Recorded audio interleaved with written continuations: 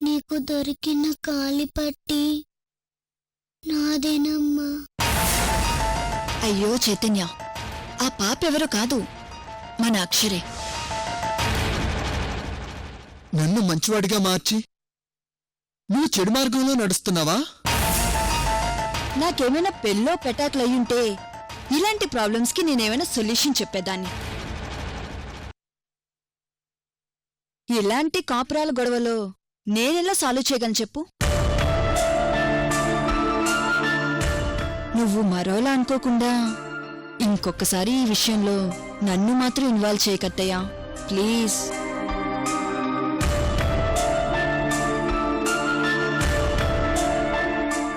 Sherwani please. నా పెళ్ళాలిద్దరూ ఇప్పుడు నాకంటే ఎక్కువగా నీకే భయపడతారు. నువ్వే ఏదో ఒక ఉపాయం చెప్పాలి. ఏ యశ్వంత్, నీ పెళ్ళాలతో కాపురాలు చేయించడానికి నా దగ్గర ఏ ఉపాయాలుంటాయి?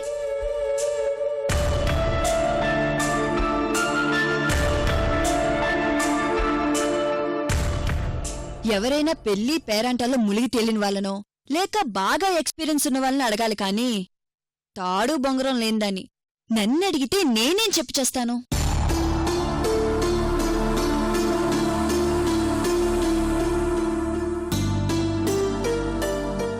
సారీ యశ్వంత్, ఇలాంటి చిల్లర విషయంలో నన్ను మాత్రం ఇన్వాల్వ్ చేయకు. పైగా నీ పెళ్ళాలిద్దరికీ పిచ్చి పాకాన పట్టింది.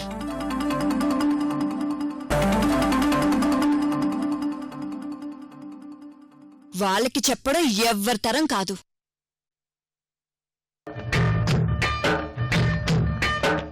గంగని చూస్తే గౌరికి మంట, గౌరిని చూస్తే గంగతో తంట. ఎట్టా చెప్పయ్య బ్రహ్మయ్య బ్రహ్మయ్య,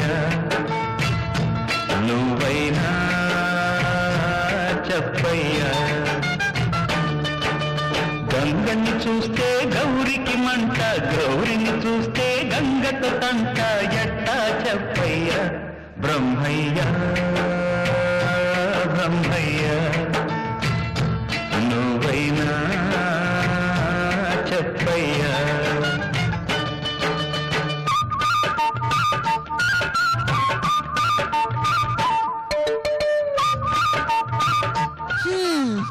నీ సిచ్యువేషన్ కి తగ్గట్టే టీవీలో సాంగ్ కూడా భలే టైమింగ్ లో వస్తుంది యశ్వంత్.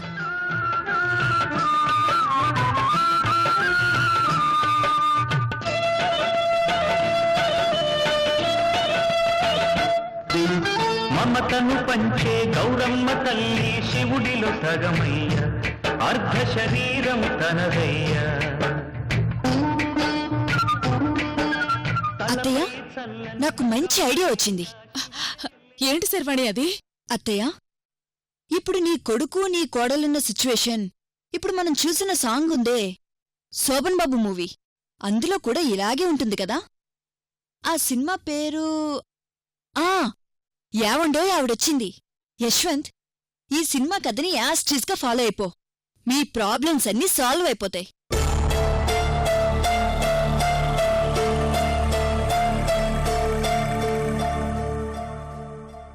శర్వాణి, సొల్యూషన్ చెప్పవే అంటే సినిమాగా చెప్తావేంటే? అత్తయ్యా, ఆ సినిమాలోనే సొల్యూషన్ ఉంది.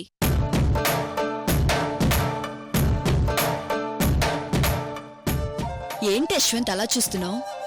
ఇంకా సినిమా గుర్తుకు రాలేదా? ఆ రోజుల్లో అది సూపర్ హిట్ అంట.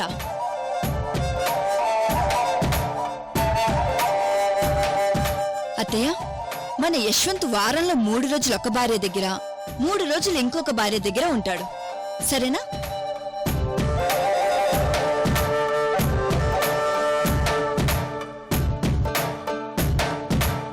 ఆ సినిమాలో శోభన్ బాబు అదే చేశాడత్తయ్యా. యశ్వంత్, నువ్వు హ్యాపీగా సినిమాలో శోభన్ బాబుని ఫాలో అయిపో. అత్తో, మన శర్వాణి చెప్పిన ఉపాయం నాకు బాగా నచ్చుండది.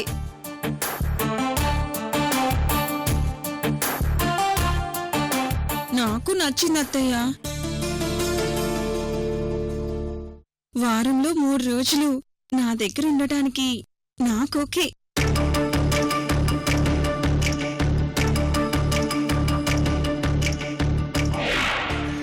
అమ్మయ్యా అత్తయ్య ఇంక నీ సమస్య క్లియర్ అయినట్టే కదా. ఇక నేను బయలుదేరుతాను. నువ్వు హడావిడిగా ఫోన్ చేసేసరికి టెన్షన్గా బయలుదేరొచ్చాను. పాపం మా అక్షరాన్ని వదిలేసి రావాల్సొచ్చింది. థ్యాంక్స్ శర్వాణి. నువ్వు బయలుదేరు, నేను నీకు మళ్ళీ ఫోన్ చేస్తాను. అలాగే అత్తయ్య. సంయుక్త, మీనాక్షి, వెళ్ళొస్తాను. బాయ్ శర్వాణి. రే, వెళ్ళి శర్వాణిని డ్రాప్ చేసిరారా. హా, అత్తయ్య యశ్వంతిని కాపురం చేసుకు నువ్వు. నేను వెళ్ళొస్తాను. బాయ్ బాయ్ అత్తయ్య.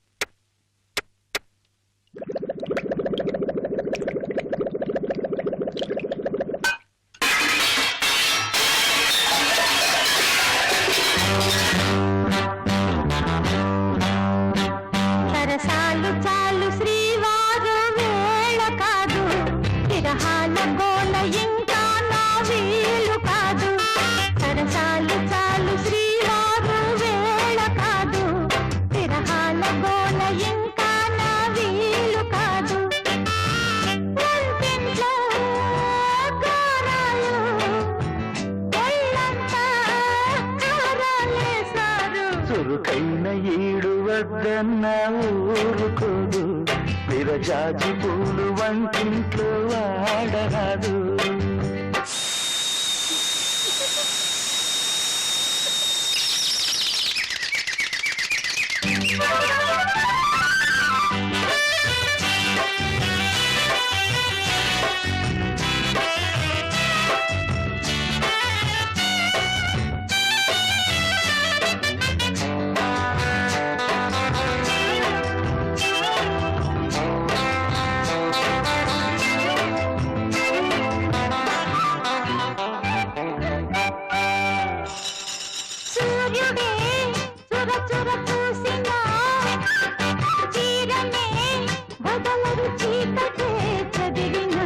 ఆకులే ఏకలు వేసిన కౌగిలే వదలను వాకిలే పిలిచిన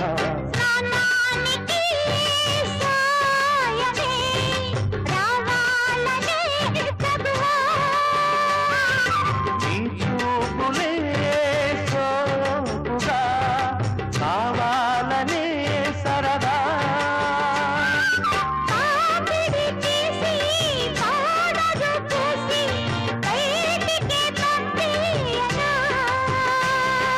బయటతో బాటే లోనికి రానా, పాపల పారాడనా.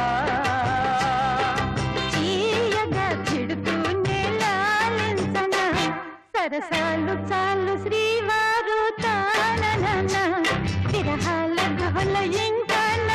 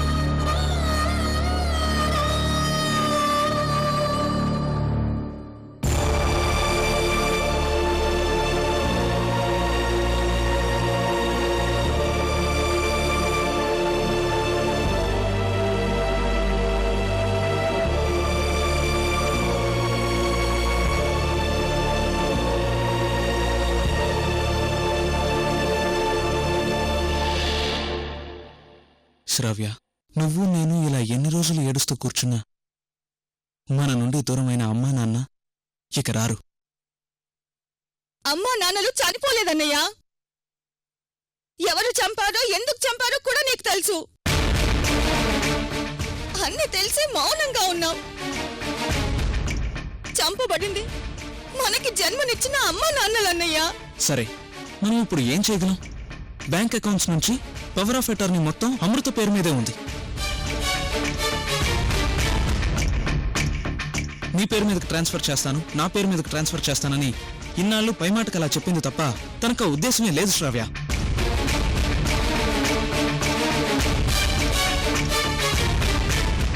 పైగా మనకెప్పుడూ అమృత పైన అనుమానం కలగలేదు.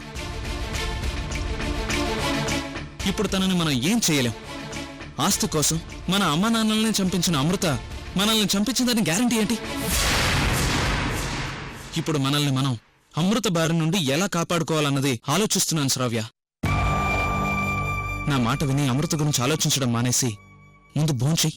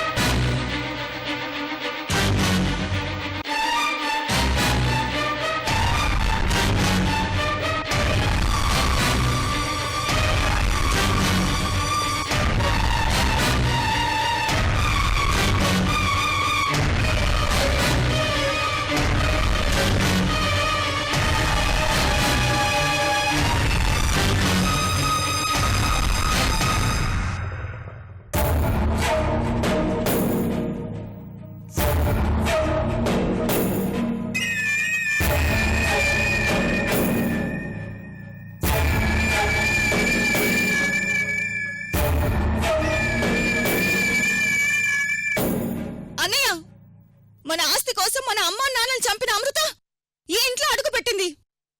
దాన్ని ఇంట్లో నుంచి బయటికి గెంటేయన్నయ్యా. అక్క అక్క అనుకుంటూ ఇన్నాళ్ళు నీ అడుగులో అడుగు వేసింది మా చెల్లి. నీకు ఆస్తే కావాలని అడిగితే భిక్షగా మేమే నీకు విసిరేసేవాళ్ళం కదా. నల్లకోటు వేసుకుని న్యాయం కోసం బ్రతుకుతున్నానని మాయమాటలు చెప్పిన హంతకురాలివి నువ్వు. ఇప్పుడు మా ఇంటికి ఎందుకొచ్చావు? వెళ్ళవే బయటికి.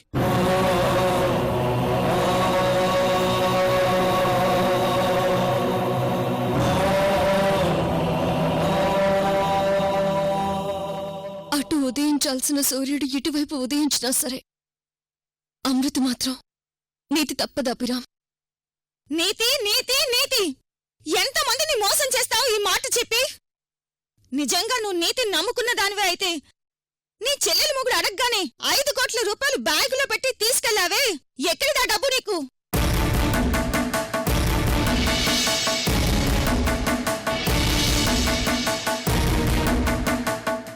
మా డబ్బు, మా తాతయ్య అశోక్ వర్మ గారి కష్టాజీతం. అశోక్ వర్మ గారి ఆస్తులకి మా అమ్మ వారసురాలుగా ఉంటుందని ఆస్తి కోసం గోదావరి బ్రిడ్జ్ పై నుంచి తోసేసి చంపించేశావు. ఇప్పుడు మా అర్చన లేదు కాబట్టి ఆ ఆస్తి నీకొచ్చింది. తను ఉన్నప్పుడు కానీ వెళ్ళిపోయాక కానీ మా తాతయ్య గారి పేరు మీదున్న పవర్ ఆఫ్ అటార్నీ గురించి మేం పెద్దగా పట్టించుకోలేదు. పైగా నీతి నీతి అంటూ కళ్ళబుల్లి కబుర్లు చెప్పకమృత. 6 కోట్ల రూపాయలు కోర్టులో కట్టి ఆ కౌసల్య గారి ఫ్యామిలీని ఉద్ధరించడానికి బయలుదేరావు కదా. వెళ్ళు, మళ్ళీ ఇక్కడికి ఎందుకు వచ్చావు? కోసం ఎక్కడ నీకు అడ్డుగా వస్తారేమోనన్న భయంతో మా అమ్మా నాన్నల్ని చంపించింది చాలదన్నట్టుగా అనాథల్లా పడి ఉన్న మేము ఎంతగా ఏడుస్తున్నామో చూసి ఎంజాయ్ చేయడానికి వచ్చావా అమృత? నీ ప్రాణ స్నేహితురాలైన శర్వాణి రేణుకలు నిన్ను చీకొట్టి దూరం పెట్టినప్పుడే నువ్వేంటో నీ అసలు రూపమేంటో మేం గెస్ చేసి ఉండాల్సింది. నిజంగా ఇప్పుడు మా అర్చన బ్రతికే ఉంటే నిన్ను నిలువున నరికి పారేసేది. అర్చన లేదు కాబట్టి నువ్వు బతికిపోయావు అమృత, నువ్వు బతికిపోయావు అమృత, నువ్వు బతికిపోయావు అమృత, నువ్వు బతికిపోయావు అమృత, నువ్వు బతికిపోయావు అమృత, నువ్వు బతికిపోయావు అమృత, నువ్వు బతికిపోయావు అమృత.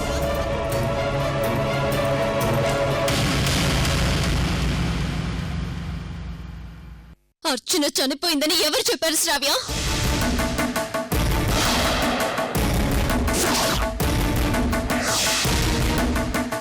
అర్చన బ్రతికే ఉంది, బ్రతికే ఉంది, బ్రతికే ఉంది, బ్రతికే ఉంది, బ్రతికే ఉంది, బ్రతికే ఉంది.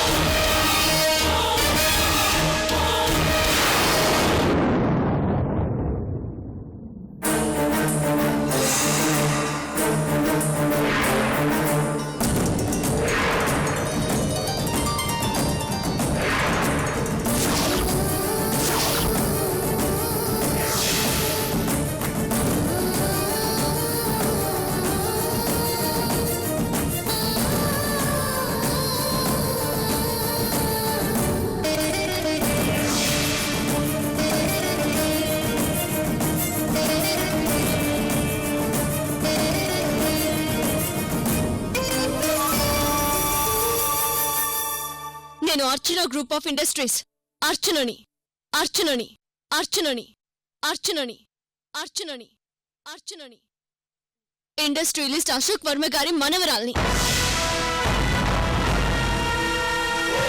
కేంబ్రిడ్జ్ యూనివర్సిటీలో చదువుకొని పట్ట పొందిన అర్చనని అర్చనని అర్చనని అర్చనని కత్తి పట్టుకుని శత్రువుల్నే కాదు చావుని కూడా జయించగలనని ప్రూవ్ చేసుకునొచ్చిన అర్చనని.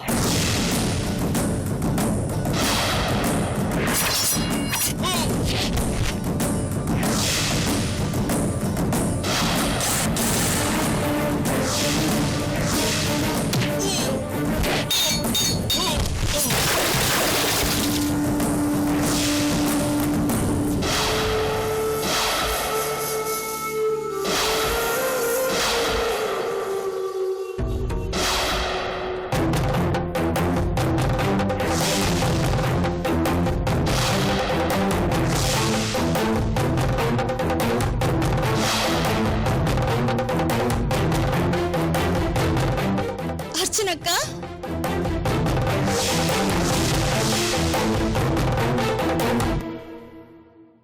చావుతో పోరాడి పోరాడి ఇక బ్రతకను అనుకున్న నన్ను టిబెట్లోని ఒక బౌద్ధ ఆశ్రమం గురువు బ్రతికించారు శ్రావ్య.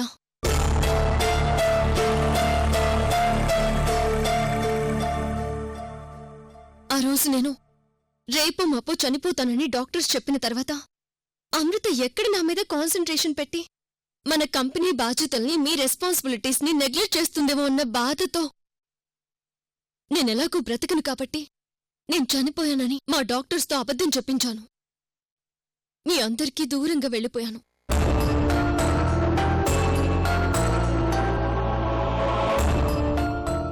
ఏ మెడిసిన్ నన్ను బ్రతికించలేకపోయింది. ఆశ్రమంలోని వనమూలికలు నన్ను బ్రతికించాయి. నేను క్షేమంగా ఉన్నానని అమృతని కలుద్దామని వస్తే తనెక్కడో తన చెల్లెలతో పాటు ఉంటుందని తెలిసింది.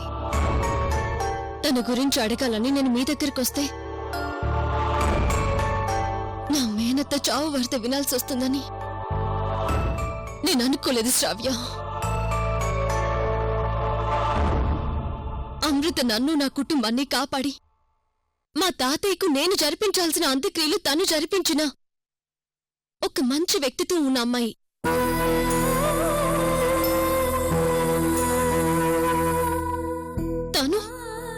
తను మా అత్తయ్య మామయ్యని చంపిందంటే నేనెందుకో నమ్మలేకపోతున్నాను శ్రావ్య. అర్చనక్క, అమృత చెడ్డది అంటే నువ్వే కాదు, ఇక్కడ ఎవరూ నమ్మరు. ఎందుకంటే అందరి మనసులో తనదైన ముద్ర వేసుకున్న ఒక మోసగత్తె అమృత.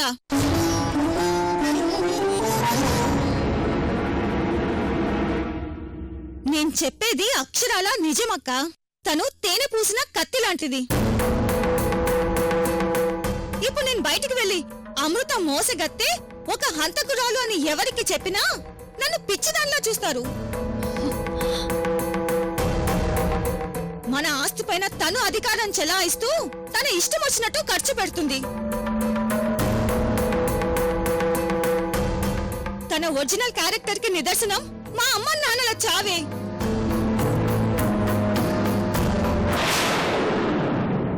అమృత నమ్మించి మోసం చేసిందనటానికి అదే ఉదాహరణ. లేదు శ్రావ్య, ఎక్కడో ఏదో పొరపాటు జరిగింది. అమృత తన ప్రాణం పోయినా తప్పు చేయదు. అయ్యో పిచ్చి అర్చనక్క, నువ్వు, నేను, మా అమ్మ, మా నాన్న, మా అన్నయ్య, పాపం చివరికి ఆదికేశవులంకుల్ అందరం మోసపోయాం. ఆ అమృత ఒక ఫ్రాడ్.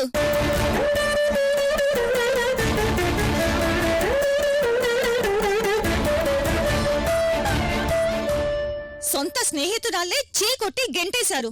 కాని మనమేమో నెత్తిన పెట్టుకొని ఊరేగాం.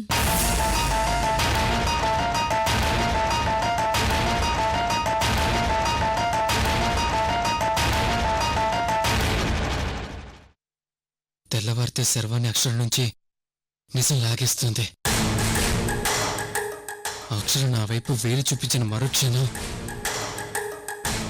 శర్వాణి నన్ను లాక్కెళ్ళి లాకప్లో పడేస్తుంది. ఈసారి మనం అక్షరని ఎట్టి పరిస్థితుల్లోనూ మిస్ అవ్వకూడదు.